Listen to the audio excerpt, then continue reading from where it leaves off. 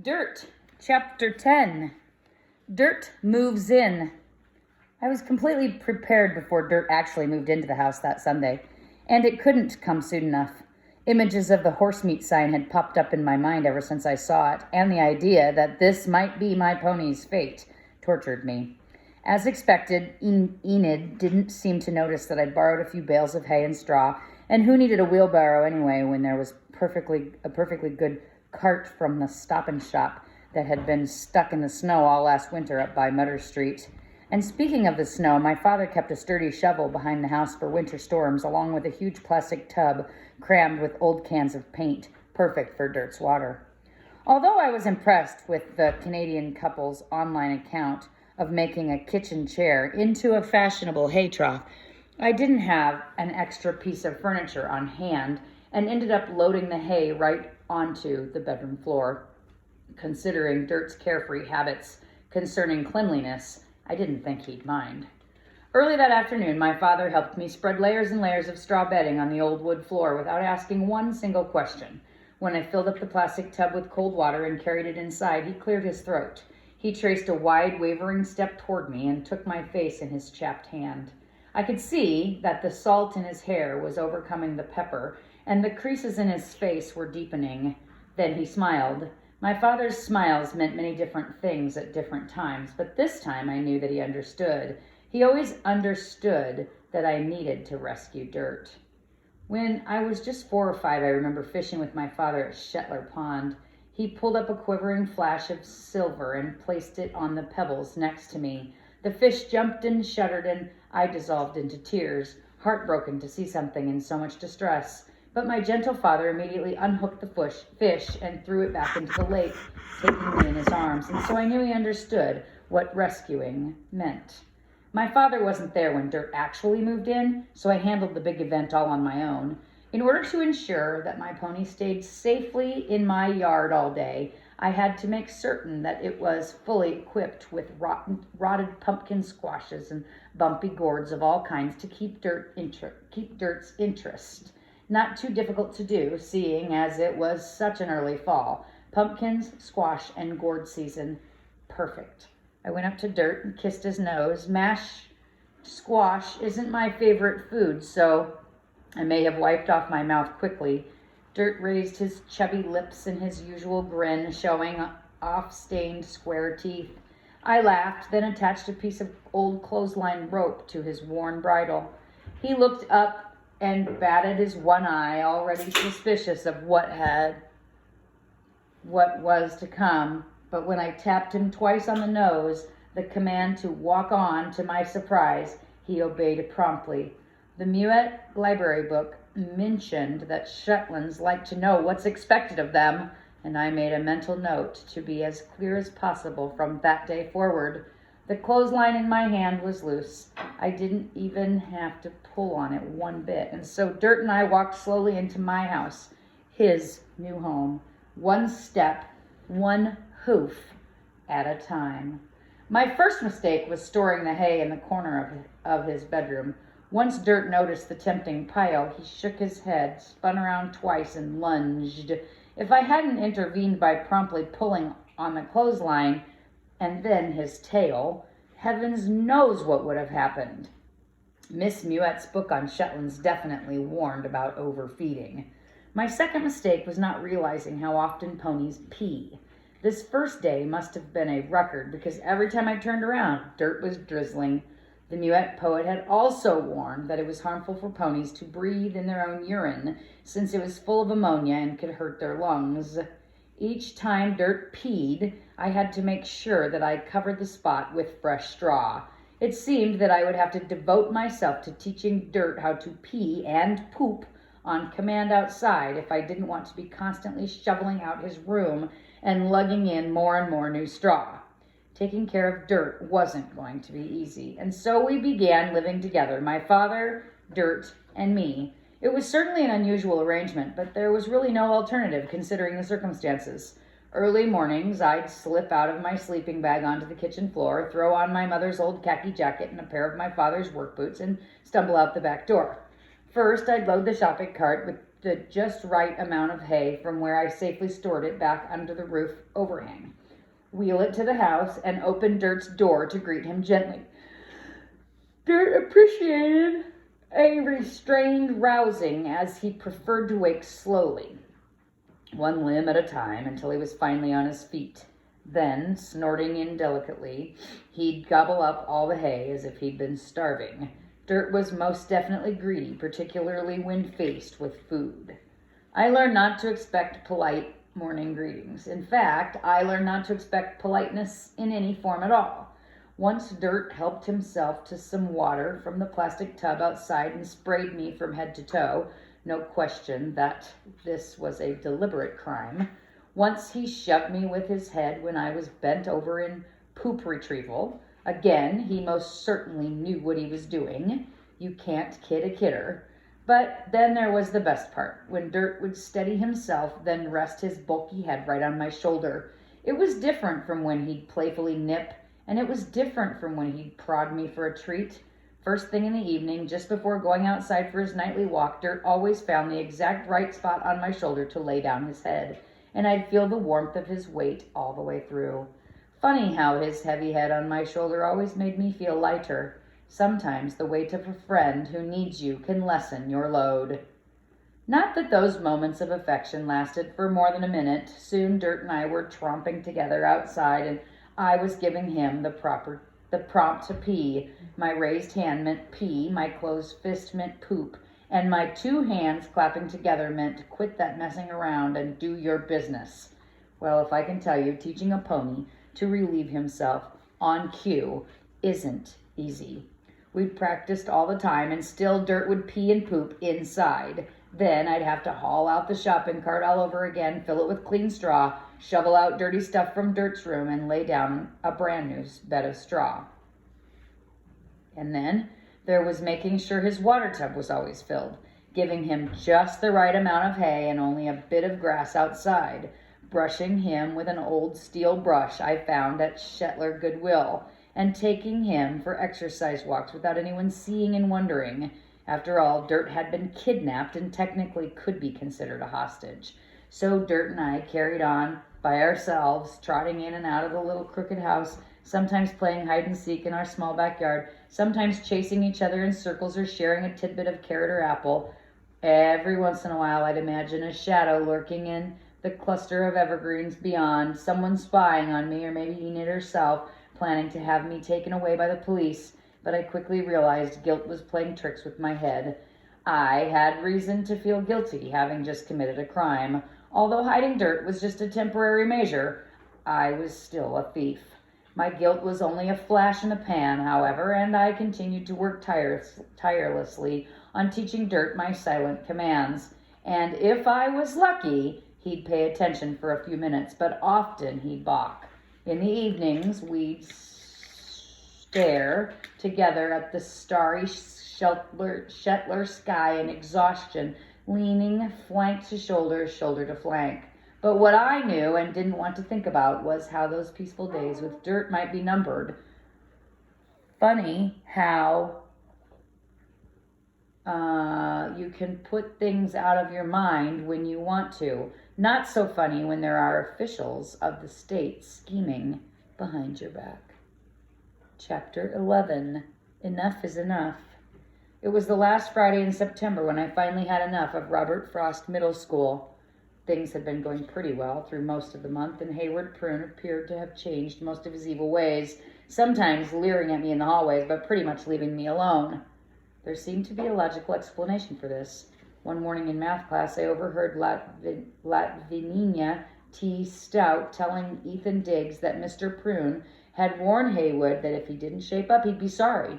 Even though it really wasn't any of my business, I couldn't help being just a mite pleased that my personal torturer was being kept on a short leash. So I wasn't prepared for what happened. The hallways and classrooms were particularly stifling that morning.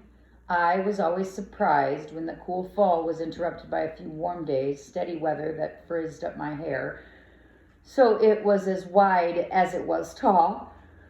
And Dirt was particularly lazy on warm days, preferring to nap instead of getting his much-needed exercise. But I was proud of myself for making it through the entire September at school without any trouble, having successfully ignored anyone who gave me guff, simply trotting by them at a clipped pace when they called me names or trying to trip me outside of class. Those creeps could try all they liked to get under my skin, but I had a wonderful secret, something that they could never imagine or understand. On that particular Friday, however, something happened that took me entirely by surprise. Despite myself, I was just a little excited since it was the preview day for Book Week, an event that happened only once a year. Although I didn't have money to buy an actual book, I could spend my whole language arts period in the gym running my hands over the bright covers and skimming as many pages as possible. Maybe Prune would be absent. Maybe he would be sent to study hall for the whole week. Even if he was there, he didn't seem particularly eager to mess with me the way he'd always done before. My father had agreed to keep Dirt company that day, since I might be home late. Since my father was groggy and somewhat undependable, I reminded him of his promise by wiping his face with cold water first thing in the morning and pulling the blankets off the bed. "I promise, darling, that you can count on me," he assured me, drying his face with a corner of the sheet. "You get on going and leave the pony to me. I'll even give him a good brushing the way I've seen you do." I smiled. Grooming Dirt with the old steel brush always gave both me and my pony pleasure. This early morning activity seemed to calm us both down, each stroke brushing away any worries or fears. It made me happy to think of my father and Dirt sharing such a pleasant time together in my absence. Language arts went pretty quickly, and Miss Wang brought all of us sesame peanut-free cookies from home. I thought that was pretty considerate, and I ate one quickly and squirreled away the other for later. And Prune was on remarkably good behavior, even standing behind me when we recited the Pledge of Allegiance without pulling my hair or pinching or kicking one bit. But by the time the class went downstairs to the gym for the Book Week showcase, I was feeling pretty relaxed. Maybe 5th grade wasn't going to be so bad after all. My class walked single file down the hallway toward the gym, each student carrying a list of books to buy at the Book Week exhibit set up by our school librarian, Mr. Thomas. Almost everyone, except for me, had crumpled dollar bills squeezed into damp hands for the purchase of glorious merchandise laid out in the gym on long tables hauled in from the cafeteria. Latvinia T. Stout was walking right behind me. I could feel her stupid Hello Kitty purse swinging against my back. Latvinia's family owned Stout handmade candies downtown, and Latvinia usually had some smear of melting delectable chocolate in her lunch bag. She wore filmy pastel sweaters with brand new jeans most school days. Her shiny blonde hair swirled off her face to one side by a Hello Kitty plastic barrette. She also recently started carrying a Hello Kitty patent leather purse that hung over her shoulder with a gold link chain. Need I say more? "What you gonna buy yonder?" Latvinia mewed sweetly into my ear as the class stopped in the front of the gym while Miss Wang impatiently waved her index finger in the air, hoping beyond hope that would keep us in line. Latvinia preferred to be covered head to toe in pastel yellow on Wednesdays, kind of like she was drowning in pollen. I shrugged. "Gonna buy the hair braid book that comes with its own ribbons inside?" I started to walk faster. Anyone who knows anything about books understands that hair braid books are toys and not worth a hoot. "Hey, yonder!" I heard Latvinia's new pink sneakers squeaking quickly behind me. "I got some extra money from my pops this morning, but it's just for books. Want to help me pick something out?" I admit to being somewhat taken aback. It wasn't as if Latvinia T. Stout usually spoke to me at all, no less asked me to help her. I turned around. Latvinia's bright yellow profile made my ears tear. "Oh, Miss Wang!" Latvinia raised her dimpled hand and smiled ear to ear. "Would it be okay if yonder helped me pick out some books? I'd be happy to be the class monitor while you speak to Mr. Thomas about the Thanksgiving feast." Everyone knew that Miss Wang had a huge crush on old Thomas and his dumb plaid too short at the waist jacket and protruding belly, and everybody also knew that Mr. Thomas loved to boast about his disgusting gluten-free pumpkin pie that he brought to the school feast every year. Thanksgiving feast would be our next school event, and many of the teachers brought in delectable homemade treats. Personally, I'm quite fond of gluten, but the thought of any pie, disgusting or not, made my mouth water. Anything other than apples sounded pretty darn good. Why, certainly, Latvinia. Miss Wang's face flushed and her eyelashes actually fluttered like she was having some kind of double pink eye attack. That would be very helpful, Yonder. And before I knew it, Wang and Tubby Thomas were deep in conversation in the back left corner of the gym by the water fountain, while Latvinia gripped me by the elbow with a surprisingly firm hand. Latvinia led me all the way over to the opposite side of the gym where the poetry books were stacked in uneven piles. I felt my heart thump. These were my very favorite Book Week treasures, and as I peered ahead, Latvinia and I both picking up the pace, I noticed that there wasn't a single person, child or adult, jamming up the table. Apparently, poetry wasn't the first choice of Robert Frost Middle School students. Latvinia quickly deposited me by the far end of the poetry exhibit, smack in front of a collection of Shel Silverstein anthologies. But as I reached out for one, I felt her push me hard, real hard, and then again, I whirled around, perfectly prepared to shove her right back when I came face to face with Prune and his gang of pungy criminals. Nope, it's puny criminals who mysteriously appeared out of the adjacent boys' bathroom. They surrounded me in a semicircle, grinning and chortling like noisy gremlins. I noticed Prune licking his disgusting corn chips lips, and that his usually pale face was puffed up pink. A few red pistachio nuts dropped from his pocket to the floor. Well, hello there, Yonder, he smirked. Fancy meeting you here. The semicircle moved in closer and closer. One final push, and I saw the bathroom door swing open in front of me, and Prune himself put his hands on each side of my waist and pushed with surprising force for such a pipsqueak. Before I knew what was what, I found myself right in the middle of the boys' bathroom with 7 ugly little monsters pointing their grubby fingers right at my face. Who's fonder of Yonder? They chanted. No one! No one's fonder of Yonder. The hair on the back of my neck stood up. This did not bode well. I opened my mouth in protest. Prune stepped forward. As usual, he was wearing his brown corduroy pants pulled up high to his chest with his stupid red cowboy belt. He took a quick breath, and before I could raise my hands, Haywood Prune grabbed me roughly. Then, with all his scrawny strength, he rammed his fist into my stomach, sending me gasping to my knees. Try to talk now, you dumb mute, someone yelled as I heaved and flailed. Even in my moment of distress, I made a mental note that dumb and mute can mean the same thing. Soon the whole stupid mini-mob was chanting, Yonder, Yonder, who's fonder of Yonder? And that was that. The boys left. I sat there for a minute, trying not to inhale the reek of urine and wet paper towels. If I had my wits about me, I might have been interested to see what the boys' bathroom actually looked like. After all, I had never been in one before. But things being as they were, I very slowly got to my feet, noticing that my fingers trembled and stumbled back into the gym. For a minute, I thought I might throw up on the shiny blue and white floor. All activity in the gym continued as it had before. No one was at the poetry table. Miss Wang and Mr. Thomas were still in the far corner, heads bent in eager conversation. The kids continued to stare at books, bright green bills pressed in their hands. Nobody looked up. Prune and his gang seemed to have disappeared, although as I turned to the gym's double glass doors, I saw them giggling together at the science book table like stupid gossiping girls. I took a deep breath. I opened one gym door and then the other.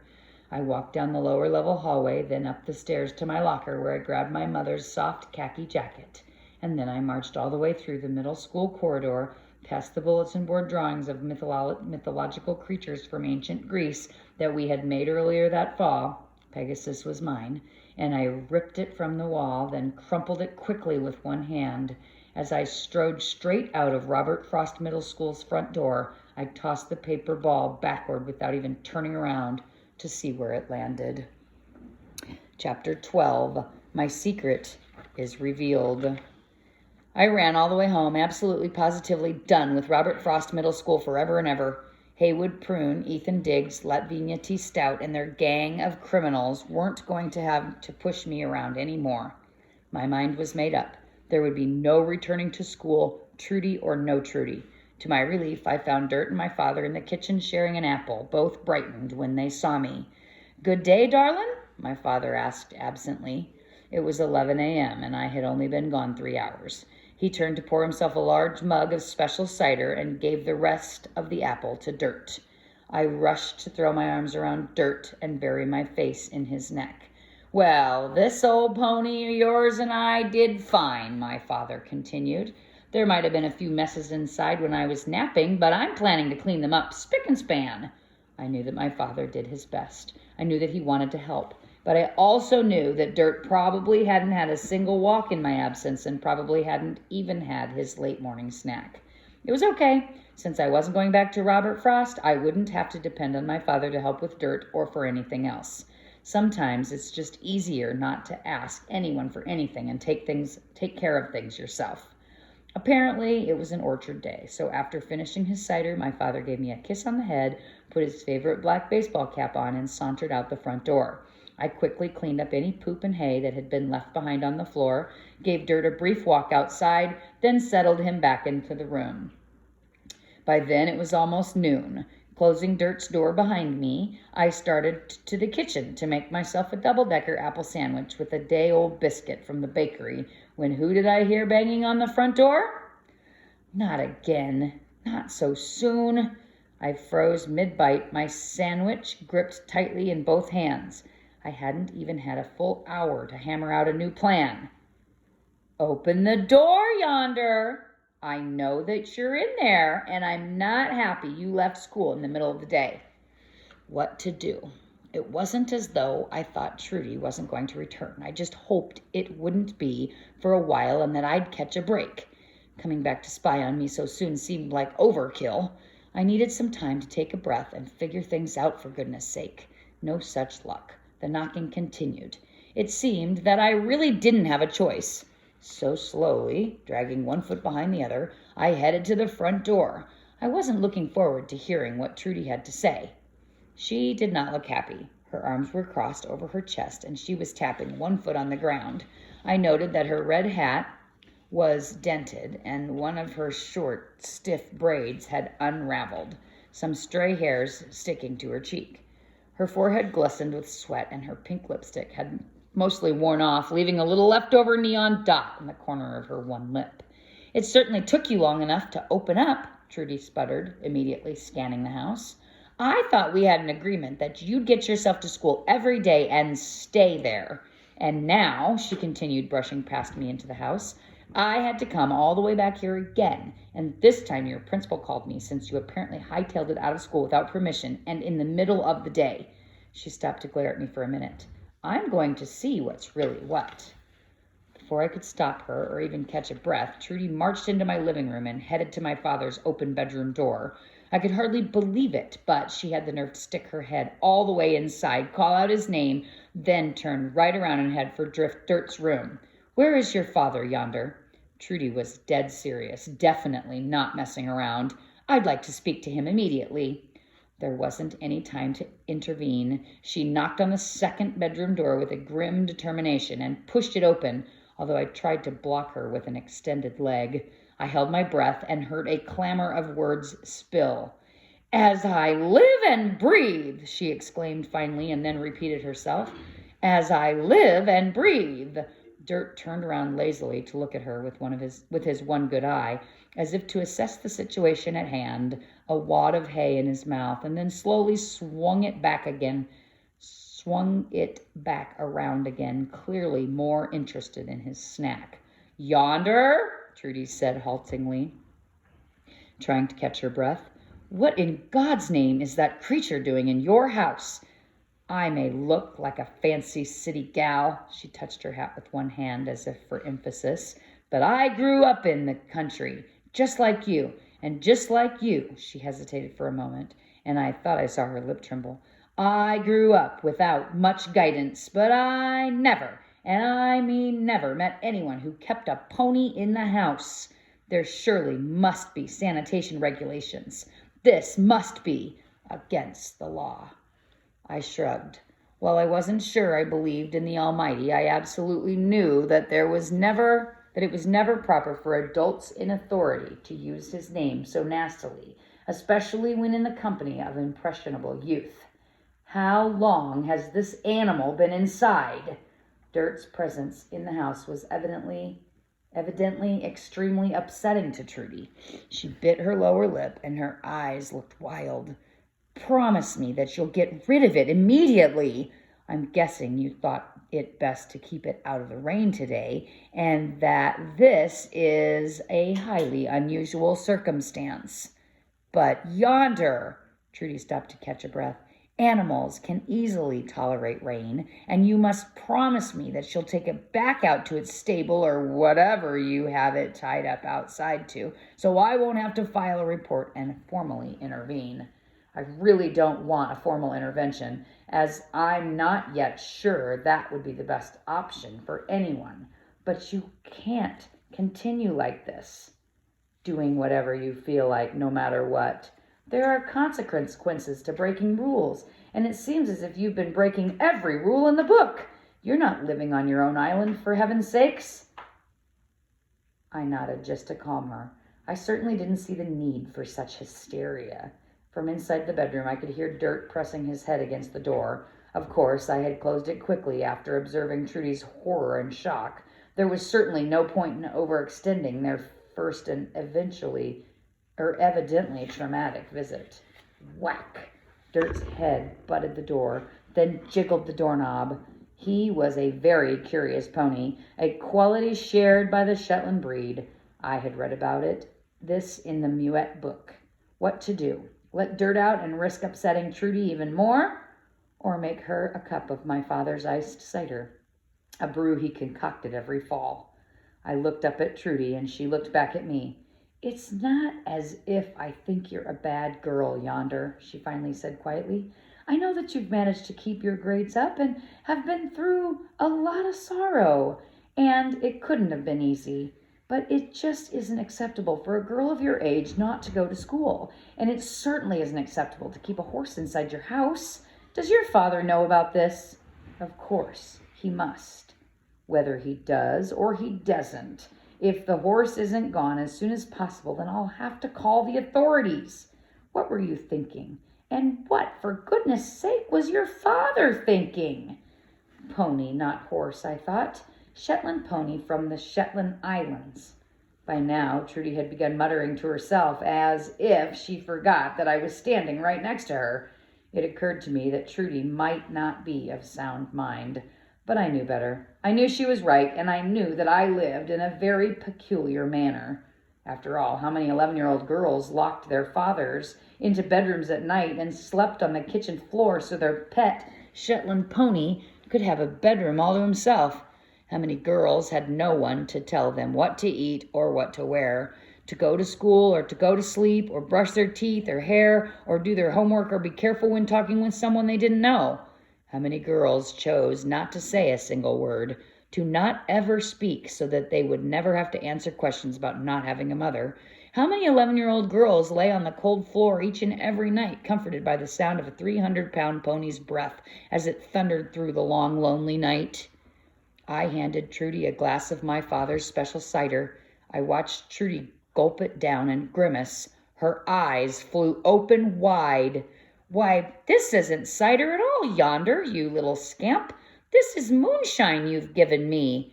But she puckered up and took another long sip, smacking her lips afterwards, and then pushed the cup quickly away as if it were contaminated. Now, let's see that animal of yours again. She finally sputtered, squaring her shoulders as if about to face an enemy of some kind. I want to be sure I know what I saw. and it looked to me as though what I saw was trouble. And so Trudy and I walked back to the second bedroom door and stood in front of it for a moment, so close that our arms were almost touching, as if on cue, as if someone had counted from 1 to 3. We pushed open the door together. Dirt was waiting for us, and the minute he saw Trudy, I swear that for the first and last time, I heard my pony actually chuckle. The sound was a cross between chalk on a blackboard and a deep-throated bellow, both high and low at the same time. Dirt rolled back his lips and grinned a yellow-toothed pony smile, and then he reached directly over my head to merrily fling Trudy's hat right up into the air.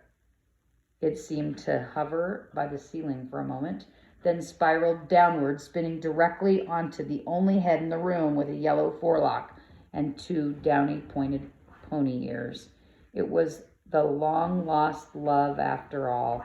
Dirt had found another human to call his own. In that single moment, Trudy the Terrible was terrible no more. She bowed her head and then exploded in a belly laugh. But betrayal was slowly brewing. Believe it.